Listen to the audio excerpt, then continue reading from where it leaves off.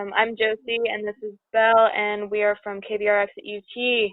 And first off, you're the final stroke to come out with a solo project. We've been waiting a long time For to real. do this. Yeah, we've been waiting a long time for you to do this.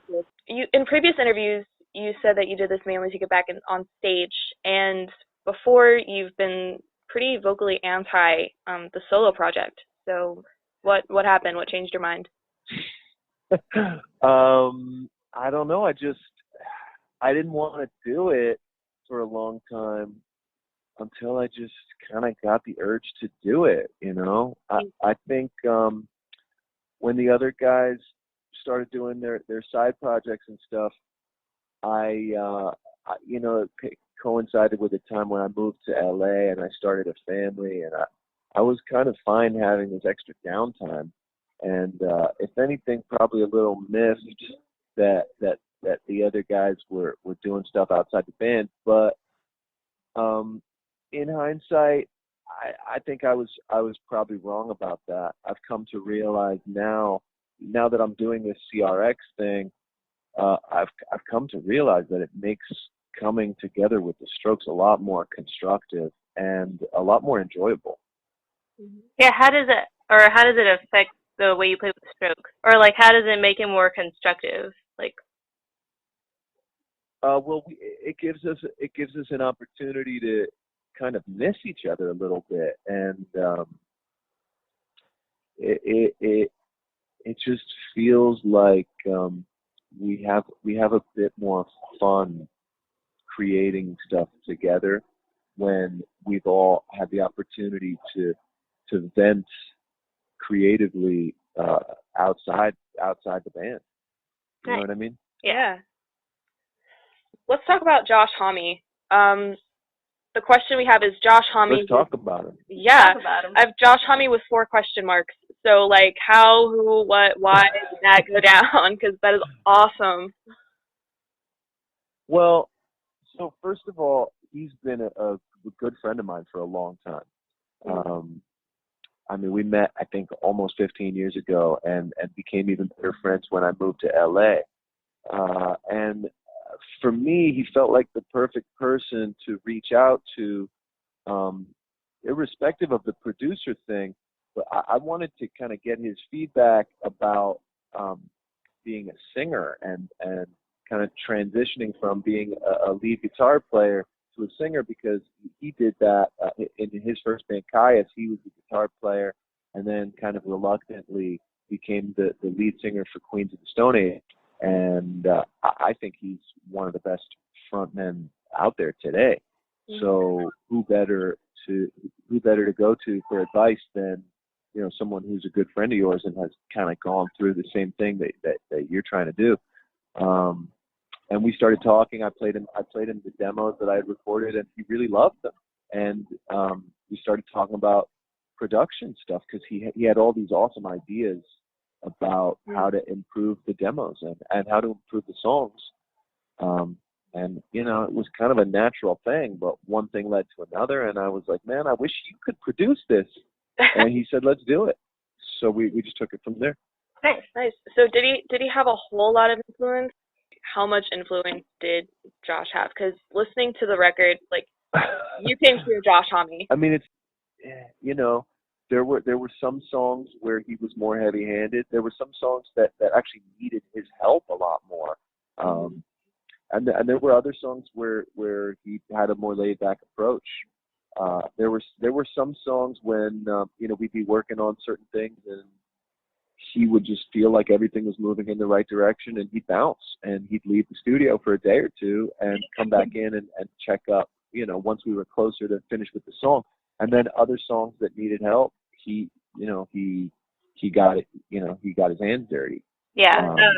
Some of the songs that he really had a heavy influence on were definitely the first single, Ways to Fake It. Yeah. He was pretty instrumental in crafting the direction of that song.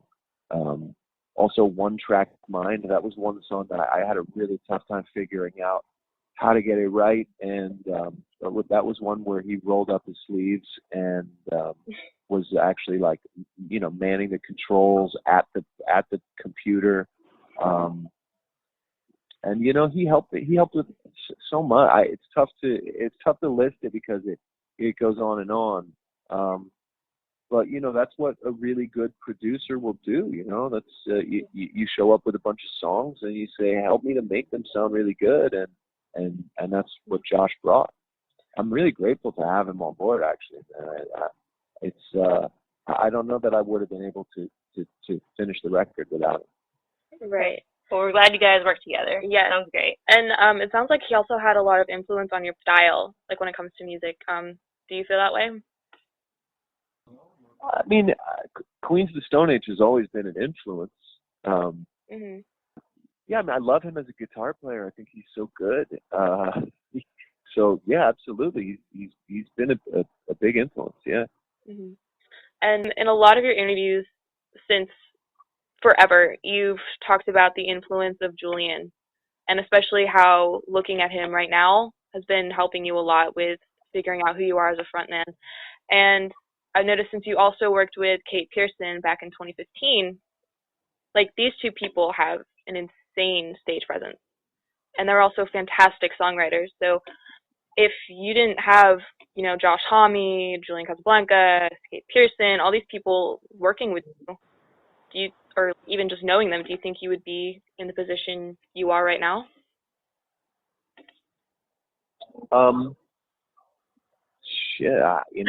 No, I don't know. It's tough to say. It's such a hypothetical thing, but I will say that I go out of my way to surround myself with people who I think are really intelligent and really talented and really good people, in the hopes that some of it will rub off on me. Right. So maybe it has. I don't know. Nice. Right. So this is your first time. You've had a couple shows performing as a frontman. So is there anything you've learned since your first show and how it's going on? Yeah. I mean, I feel like I'm getting better at it. Yeah. First couple of shows there wasn't a whole lot of stage banter. But I'm getting more comfortable. I'm coming out of my shell a little bit. So, I'm having a really good time on tour. I'm having way more fun than I expected to. Maybe a little too much fun because I have been staying out really late and sometimes feel like I'm on the verge of losing my voice, which is such a new singer mistake of blowing out your voice on the first tour. So I'm having to watch out for that. Right. Yeah. Got to drink a lot of that honey, that tea. Some shit, yeah. Yeah. Actually, did you know that cough drops are actually really bad for singers? Fun fact. I did not know that. Yeah, it actually. I did not know that. Thank you. Yeah. Sorry. Well, this interview's been informative and educational for me. That's good. Thank you. That's our life. I'll lay off the Ricola. Yes. Yes, please. So let's talk about New Skin. And I found it really interesting. There's this theme that kind of goes throughout the record of deception and a lot of money, in Ways to Fake It. You talk about, faking it. And you also mentioned money. and with Walls, pretty much similar things. So, do you have serious issues with Sony people, or what's up with that? More money, more problems? I guess I must. I don't know. It wasn't something that, to be honest, really dawned on me until after I wrote a bunch of lyrics and had a bunch of songs that I was happy with and getting ready to record them all, where some of those themes started to poke out, and I was like, wait a minute, I'm just kind of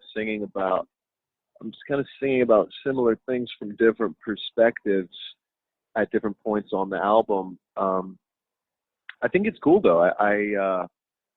I like talking about those things, and because they're things that um, they're things that kind of frustrate me in my daily life. So Right. it's no wonder to me that it ended up coming out in the lyrics. Right. And Ways to Fake It, especially. I saw the video and I looked at the lyrics and I thought it was super interesting. Is it kind of like a testament to your kind of reclusive nature? Because that's what I feel like it is. Because like in the video, for instance, you're like being a rock star and you're driving around this really cool car, and then at the end of the video, you get into what, like a I don't I I don't feel like I'm reclusive, but I mean, I don't know. Maybe it seems that way. Um, people who are close to me wouldn't say I'm reclusive. I don't think. I don't know.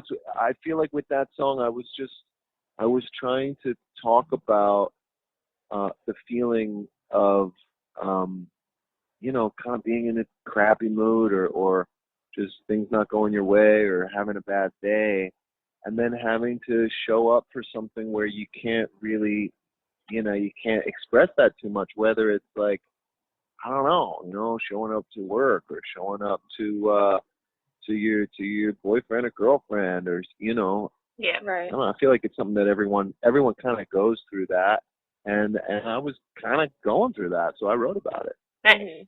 Nice. Okay, so since this is your first time writing lyrics, I'm pretty sure writing blocks like bound to happen. So like, what helped you get through them?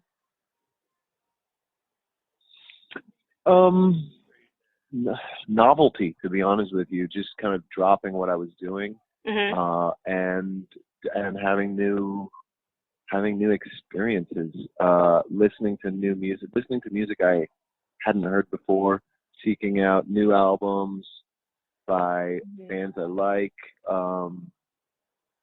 going back and listening to music that kind of passed me by.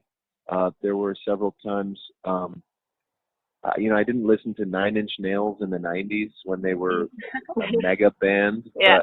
but I've come to really love them now. And there were several times where I would go back and listen to a Nine Inch Nails record that I had never listened to before, Right. and that I found that very inspiring.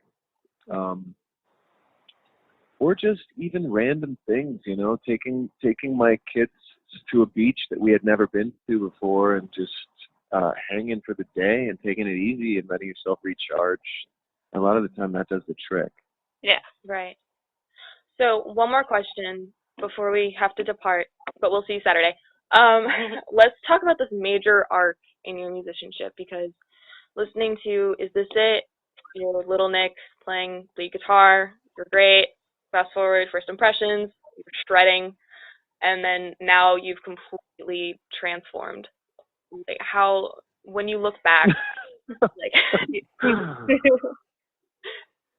like how do you like? Thank you. That's that's very sweet of you to say. I